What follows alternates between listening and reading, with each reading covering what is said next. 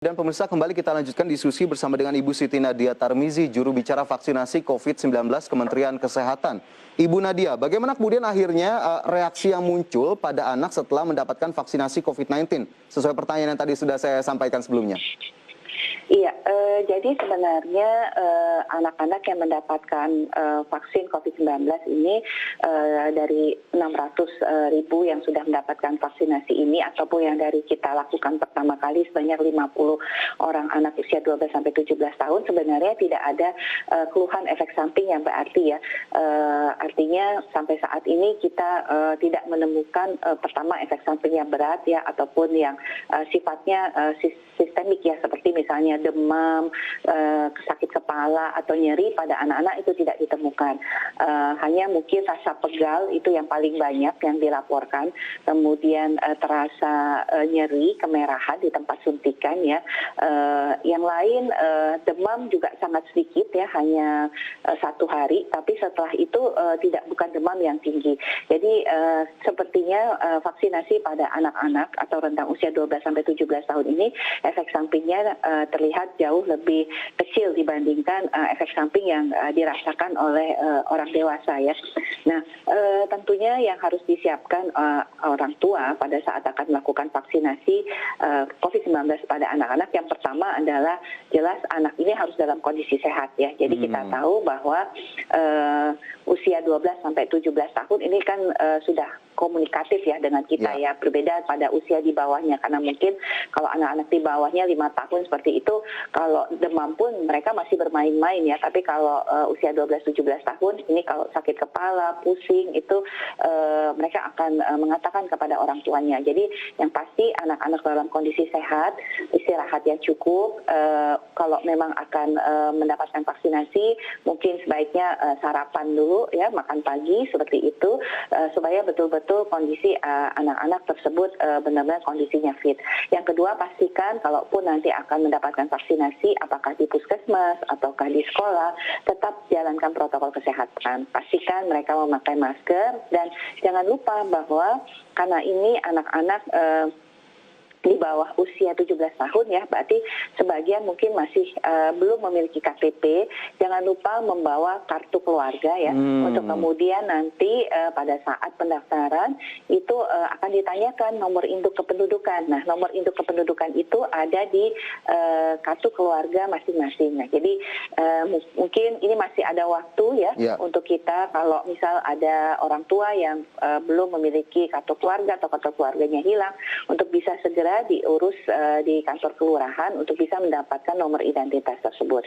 Nah, setelah mendapatkan vaksinasi, kita tahu bahwa setelah vaksin kita akan menunggu 15 menit untuk melihat apakah ada efek samping atau tidak. Kalau tidak ada, kemudian kita bisa pulang dengan membawa kartu vaksinasi. Nah, ini kemudian anak-anak bisa beraktivitas biasa, tapi jangan juga melakukan aktivitas-aktivitas yang berat ya, karena kan pasti vaksin ini kan akan menstimulus kekebalan tubuh kita ya. Jadi artinya kita jangan sampai beraktivitas berolahraga yang berat ya, tapi saya rasa anak-anak tidak melakukan kegiatan tersebut ya. Jadi beraktivitas seperti biasa, apalagi kalau tidak ada gejala atau efek samping yang dirasakan. Tetapi kalau kemudian setelah kita pulang dari sekolah ataupun kemudian dari rumah sakit atau puskesmas setelah mendapatkan vaksinasi, kalau memang dirasakan ada gejala yang kurang nyaman, segera hubungi nomor kontak petugas yang ada di kartu vaksin ya. Kemudian nanti akan diinformasikan tindakan-tindakan apa yang harus dilakukan. Oke, meskipun harapannya tadi efek sampingnya tidak muncul begitu ya, karena memang tadi dari yang sudah dilakukan vaksinasinya sangat sedikit sekali, bahkan tidak ada tadi yang disebutkan oleh Bu Nadia. Lantas Bu Nadia, bisakah disampaikan kembali agar kemudian pemirsa dan juga masyarakat lebih paham pentingnya dan juga urgensi dari vaksinasi COVID-19 untuk anak-anak? Ya, jadi kami menghimbau orang tua tentunya tidak perlu ragu-ragu dan yakinlah bahwa vaksin ini, vaksinasi COVID-19 ini aman untuk diberikan kepada anak-anak usia di atas 12 tahun sampai dengan 17 tahun. Ini sangat penting karena kita tahu kita ingin memberikan perlindungan kepada anak-anak kita di masa pandemi, di masa tentunya penularan ini masih terjadi serta adanya potensi-potensi virus COVID-19 yang nanti akan bermutasi atau munculnya varian baru. Tentunya kita orang tua juga harus divaksin ya selain anak-anak kita, karena dengan kita divaksin kita tidak menjadi sumber penularan untuk anak-anak kita maupun keluarga di sekitar kita.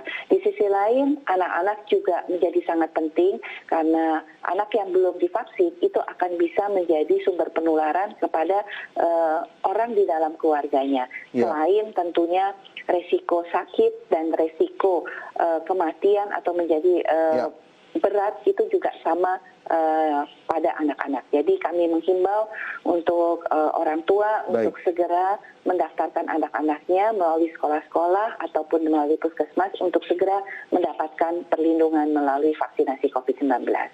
Baik, itu tadi sejumlah catatan begitu ya terkait dengan vaksinasi COVID-19 untuk anak-anak, dan juga kami berharap ini para orang tua bisa tadi untuk bisa mengikuti anjuran yang sudah disampaikan Ibu Nadia, dan akhirnya kita bisa bersama-sama berupaya untuk bisa mengejar target vaksinasi yang tadi sudah dicanangkan dan bisa lebih baik lagi dari hari ke hari dan tingkat vaksinasinya bisa tercapai. Bu Nadia, terima kasih banyak sudah bergabung bersama kami dalam program Market Review pagi hari ini. Sehat dan sukses selalu ya Bu Nadia. Sama-sama Mas Fajar, jangan lupa protokol kesehatan. Siap, jangan lupa protokol kesehatan. Baik, itu juga pemirsa harus selalu dilakukan protokol kesehatan dimanapun Anda berada. Dan pemirsa,